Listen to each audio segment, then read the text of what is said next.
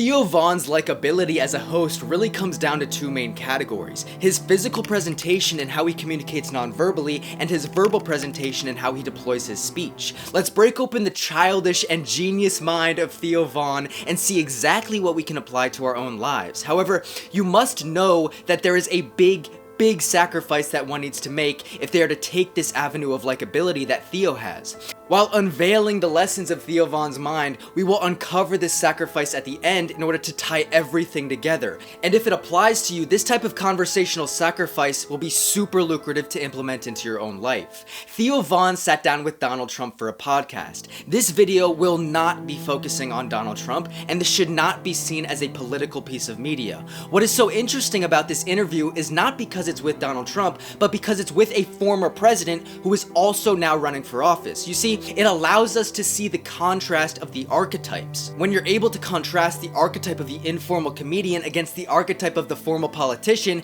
it allows us to see and understand Theo that much clearer. As the interview begins, Theo gives us an immediate tell. But your thing is going really great. My son's a big fan of yours, Baron. Really, Baron is? Yeah. Theo is sitting upright at attention with his eyebrows furrowed. We see these furrowed eyebrows a lot from Theo. It sends the message of seriousness in the moment, but behind the furrow, it sends the implication that he cares. If one's seriousness is an exaggerated and dramatic expression, then one starts to suspect that it's coming from a well-meaning and somewhat innocent source. Let me fully show you what I mean. And he was always a very good student. He's smart guy. Which one of your kids, what's something you admire about each one of your sons? While asking questions, Theo Von sits on his hands and looks up into the sky in a dramatic fashion. These are the dramatic expressions that a child would have. When children try to exhaust the intellectual limits of their mind, they often allow their body to move freely in support of it. They do this without understanding or realizing that they are revealing a lot of information about their internal state through their movement.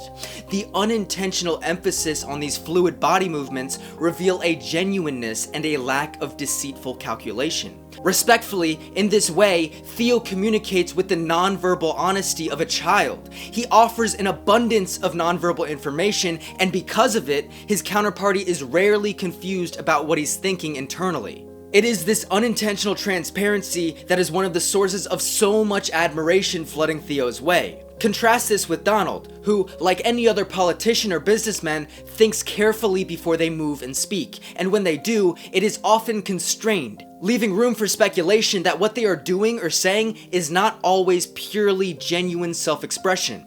As we will see through the rest of the interview, Trump's nonverbal indicators don't oscillate back and forth with his words like they do with Theo. And this contrast is what allows us to begin to peer into the beauty of Theo's simplicity. As the camera pans to a wide shot for the first time, we're let in on some fascinating information. Interesting. I can't believe that we're able to get platforms. And I started in my kitchen, and then just evolved out of there. That's fantastic. I mean, it's pretty unbelievable. Theo's physical presentation is super telling of his archetype, and in a strategic situation, this is going to be perceived in two ways by the counterparty. The counterparty thinks to themselves, either he's trying to be disrespectful by dressing more casually than me, his guest, or he dressed this way out of innocence because he wasn't fully sure what to wear, given that this type of interview with a previous president is a completely unique situation to him.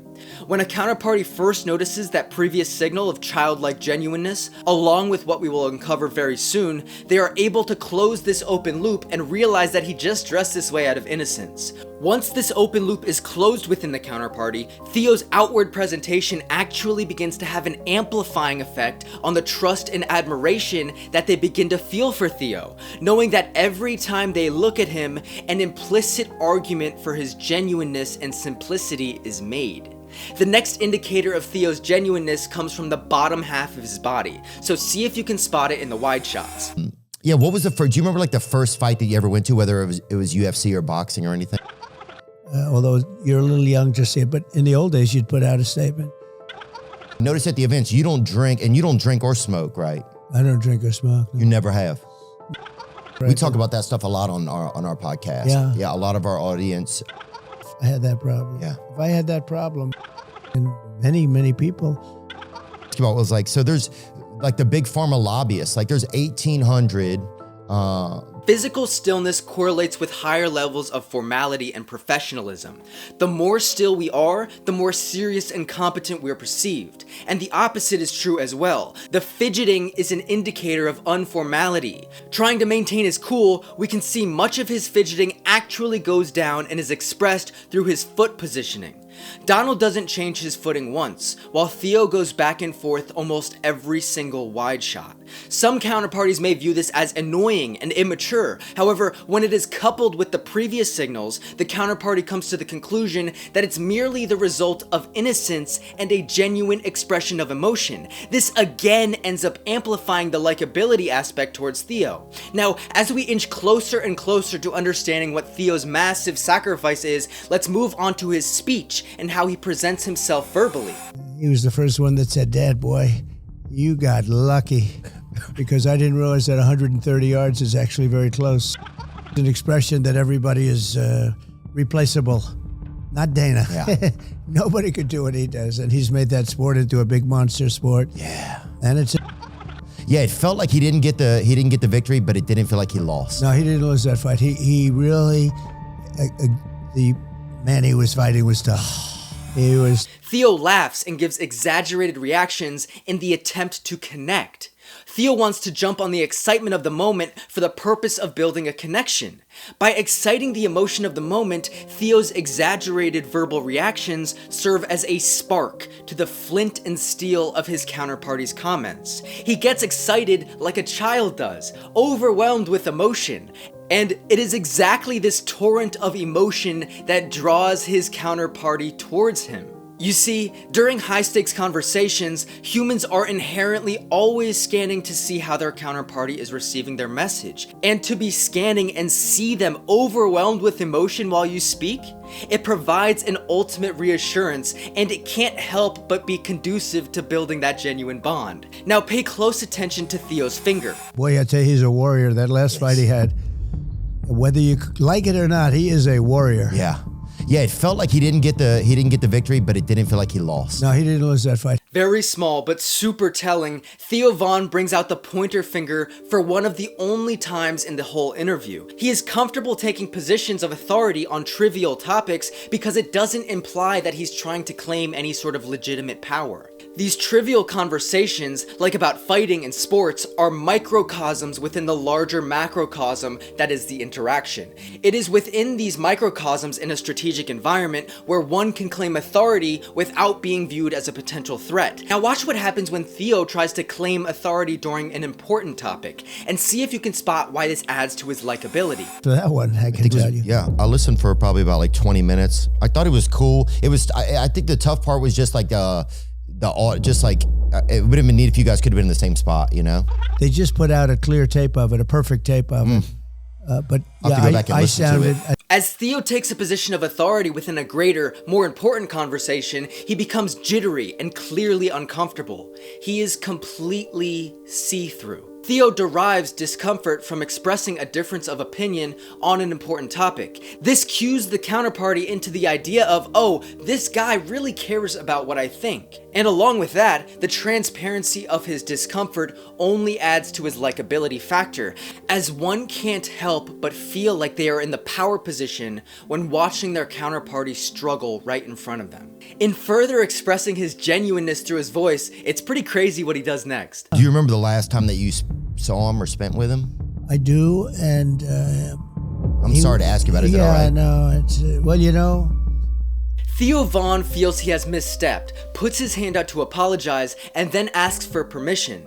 His transgressions are not done intentionally, and are only realized in retrospect, like a child who is just living in the moment, not worried about potential conversational boundaries. This apology, coming in retrospect, again adds another amplifier to Theo's likability. Consider this: if someone framed the question and put sorry first, such as, sorry to ask you this, but do you remember your last conversation with them?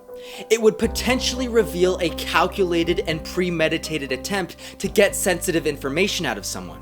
It would reveal a premeditated acknowledgement that they know they may be being insensitive. That still very well may be effective. However, when you combine this retroactive apology with other previous signals of innocence and genuineness, it shows absolutely no premeditated calculation, and it sends the likable message of, sorry, I just got lost in exploring our genuine conversation and was not considering your potential boundaries. Now, let's finally uncover the sacrifice that Theo Von has made in order to be so likable. That's Don and that's Eric. Yeah, they're funny. Oh, yeah. They have a good sense of humor, too. Like, whenever I see them at UFC, it's like... Yeah, right. Yeah, I just, like... The first time I was nervous, I think, and then after that, when I've seen them, it's like, it's fun to kind of cut up with them a little bit. I've been in recovery, so, like, most of the last 10 years. From alcohol? From drugs and alcohol. So you have a problem with that, then? Yeah. Oh, wow. It's been in my family. My family, it's like, yeah. Can you stay away from it? Theo Von is completely open and transparent. In the first clip, he reveals a nervousness to meet Donald's children. Now, sometimes within a strategic environment, in order to bring about a sense of calm, it is beneficial to reveal a nervousness, but about an object or an impersonal thing, such as the weather or the traffic. It is rarely strategic to reveal a nervousness at something that is connected directly to our counterparty, because then it becomes personal and inherently puts the counterparty into a position of power. Now, this wouldn't be effective for making progress in a political, low-trust, high-stakes scenario, but given the nature of this podcast is just to have a conversation, this tactic, whether intentional or not, reveals Theo's innocence once more, putting his counterparty at ease.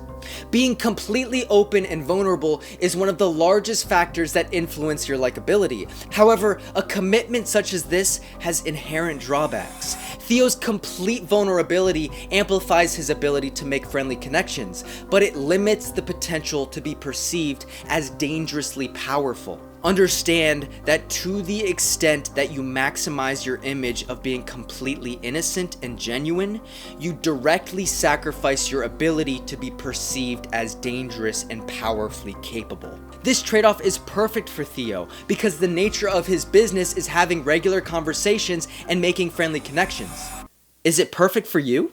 A complete vulnerability facilitates an environment that is very informal. So there's one more drawback you need to know before making your decision. One of the leading causes of bankruptcy in America is medical debt. I mean, that's crazy. Pretty and I don't even crazy. think I made that up either. No, it's, when you think of it, at first when you said it, By saying, I don't think I made that up either, Theo acknowledges the unformal image he has cultivated, and he wants to be taken more seriously in this moment. By sending the message that, I know you haven't trusted me in the past, but you can trust me on this, he becomes more easily believed by the counterparty. Having to preface your serious statements so that your counterparty has a higher chance of believing you is arguably the biggest drawback of cultivating this informal image. Now, let's talk about one of the benefits. be very exciting. Actually, you could make her exciting, probably. You think? Yeah, I think so. Somebody said she's a good roller skater. That's what I heard, which is crazy. Politicians know that every compliment they give must be calculated and thought out in order to avoid being associated with bad imagery or getting caught in a bad soundbite. But Theo's counterparties feel completely comfortable giving him compliments because they know they are not talking to someone that is going to try and spin it to gain power. One of the biggest benefits of complete vulnerability witnessed in real time. Theo Von is completely see-through. And that is precisely why people love him. But what if you have lost the trust of your counterparty? Click the video on screen now to watch the complete breakdown of how Will Smith went from a disgraced actor to completely praised in the eyes of the public media within his first interview back from silence. My name is Glidget Ronan. Thank you so much for watching.